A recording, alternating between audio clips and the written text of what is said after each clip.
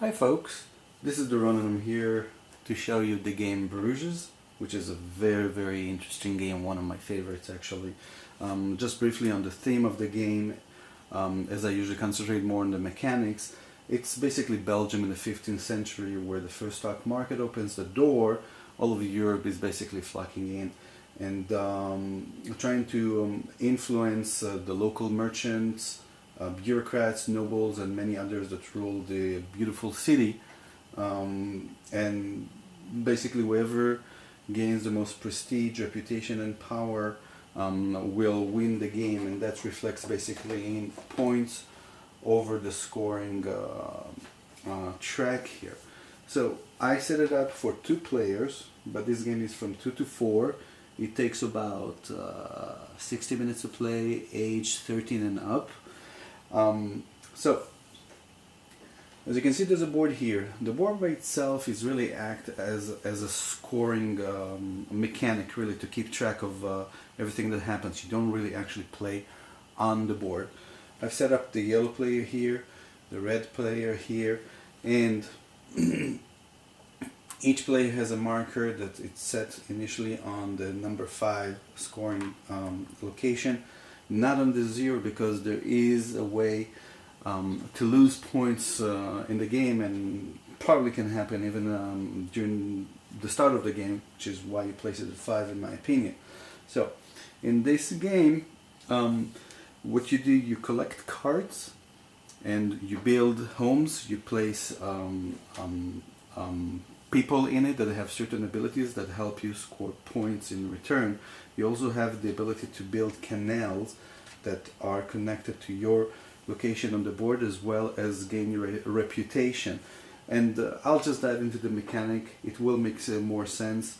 The cards here, you collect up to 5 cards, and each back of the card has a certain color. There's 5 colors that match the dice. There's blue, brown, yellow, purple, and red. So without further ado, I'll just start picking up cards with no rhyme and reason. I'll pick up 5 cards. Now you can choose from either one of these decks. Now the game will be over once one of the decks is depleted. You take the remaining of the cards here that are not being used. It depends on the player, the number of players of the game. You might end up with a very short deck here to replenish. So once one deck is gone, you take this whole chunk, you put it in, and that will be the last round in the game, which at the end of it, whoever has the most points basically wins the game. Alright, so these cards I'm holding in my hand, but I will set them down, at least for now, just to show. So once I did this, the next player does the same. Now, when you pick up the cards, you do not look at them while picking them up. That's part of the rules. You just get them. 1, 2, 3, 4, 5. Once this is done, the starting player, which is, let's say, yellow at this point and has like a starting marker, takes the dice, roll them, and then set them up from ascending order from 1 up to 6, just like that. We have 4s here. Alright. Now, the first thing that we do is, given the ability to go up the reputation track, and the way that we do is by paying the cost of the sum of 1s and 2s that we have on dice, which in this case we have 3. Now you do start with 5 money tokens. I'll go ahead and pay 3, and I'll be able to go up here. Now, the red player has the option to do that. They don't have to, but they have the option to, and they'll choose to do that, and that's quite important, and it will make sense in just a short while why this makes a difference. Now, this is where the game begins. I'll pick up my cards.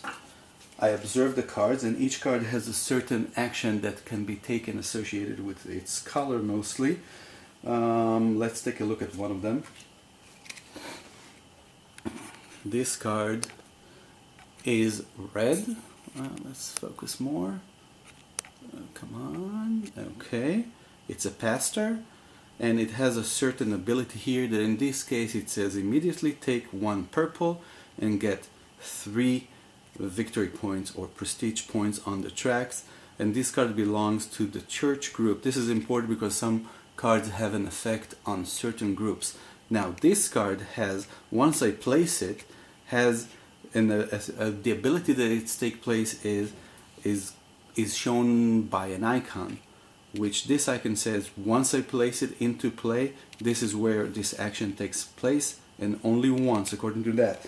Some other cards will tell you there's a symbol of like the action here will take place at the end of the game, which basically earning prestige points, or some actions you use workers at specific colors that match whatever color is in this symbol in order to activate this action. Now, in order to place this specific card, it will cost me 9 gold. But it appears that this card is pretty strong in terms of its ability. At the end of the game, as you can see, there's 3 here. It will earn me, it will reward me with 3 prestige points or victory points. Now, there are other things I can do with this card, and that's the beauty of this game. Each card you can do multiple things with it, not only one thing. Now, I can discard the card in order to gain 2 red workers, or I can discard the card and gain gold in the amount that is indicated in this case on the red tile that we rolled, which is going to be 4. I can also get rid of this card, discard the card to get rid of 1 threat token, which I'll explain shortly. Once I do that, I also get as a reward 1 victory point. I can also use this card to build a portion of a canal by discarding it and paying the amount of the canal, or I can build a house. I'll start by showing how to do a house. Basically, in order to build a house, I discard a red worker, assuming I have one, which you begin with at the game with 1 worker of each of the 5 colors.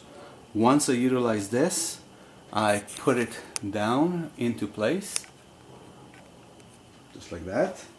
It's in place, and this was my action. You get to do 4 actions in a round.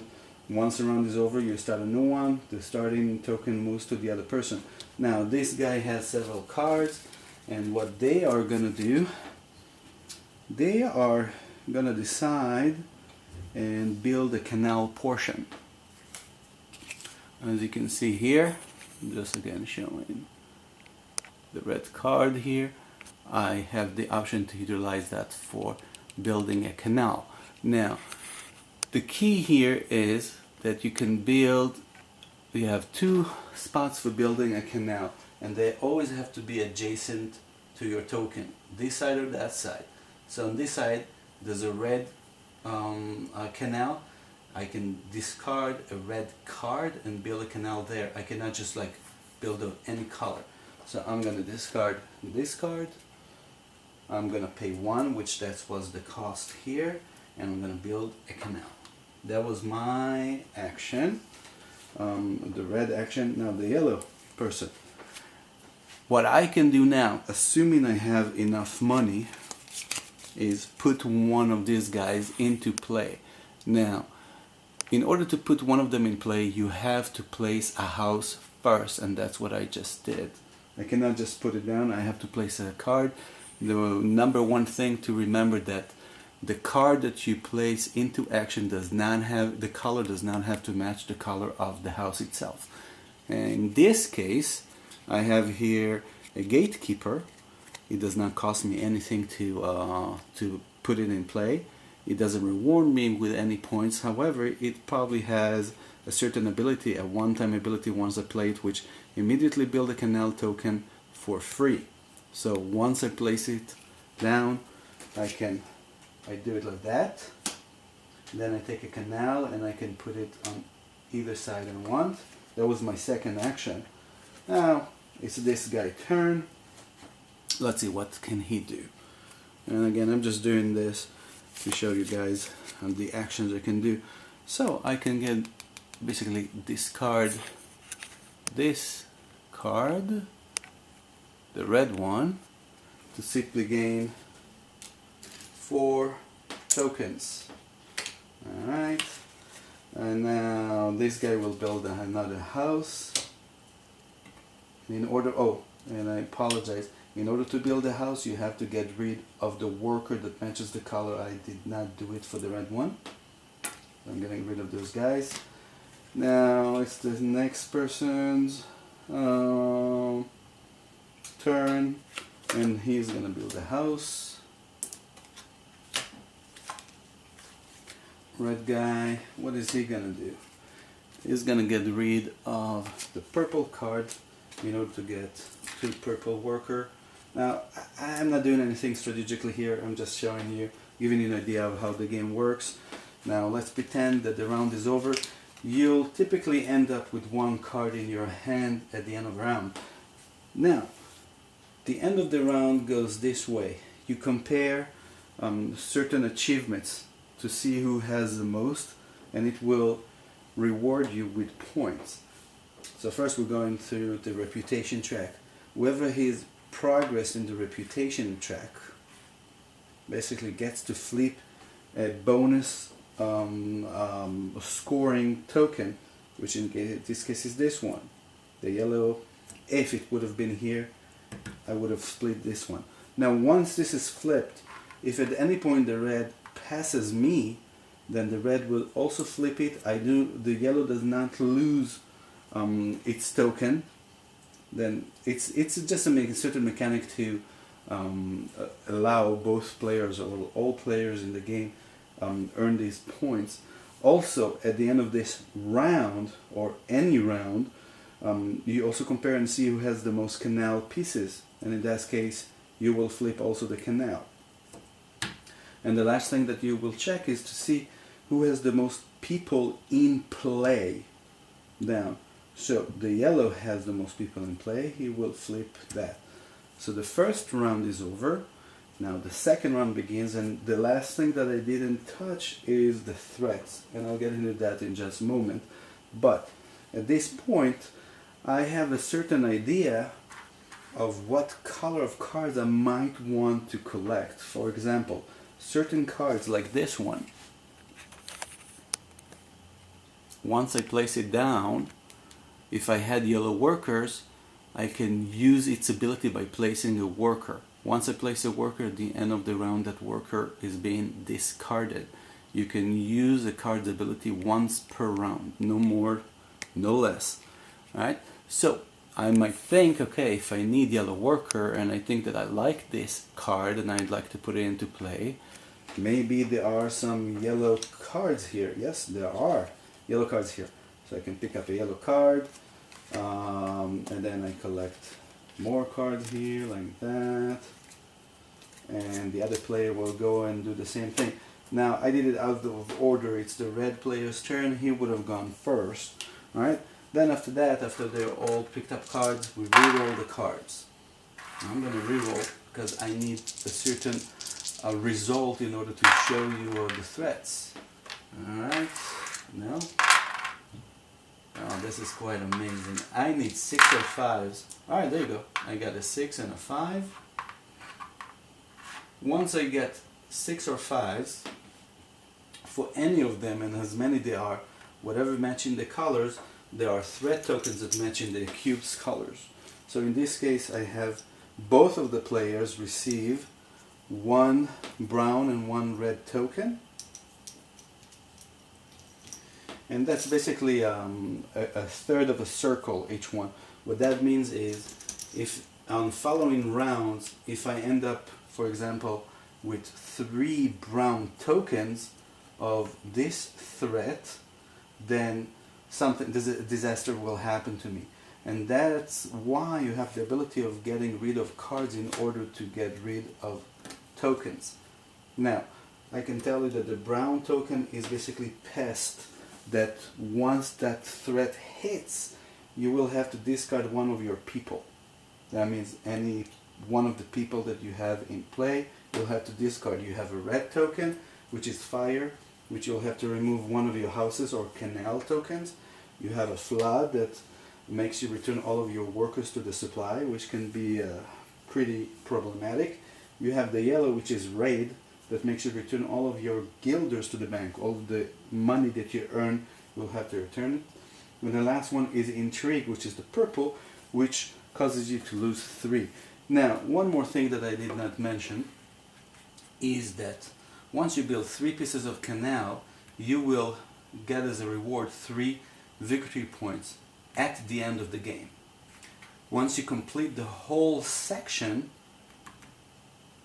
you will pick up the top token here, which will reward you with, in this case, 7 extra bonus points at the end of the game. These are like end of the game scorings.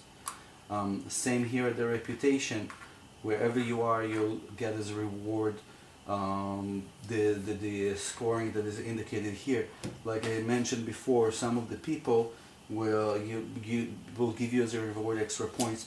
Each house will give you as a reward of 1 extra point, etc. There's several ways of making points here, which I believe the last one that I did not mention is the majorities. These are these guys.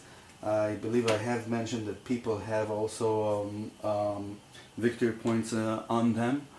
And that's basically it. I hope I did not miss anything. I may have done it, and I apologize. I've been trying to get this video, make it as short as possible. I hope you enjoyed it. If you enjoyed the video, please like it. I appreciate it if you subscribe to the channel, and remember that sharing is caring. Thank you for watching.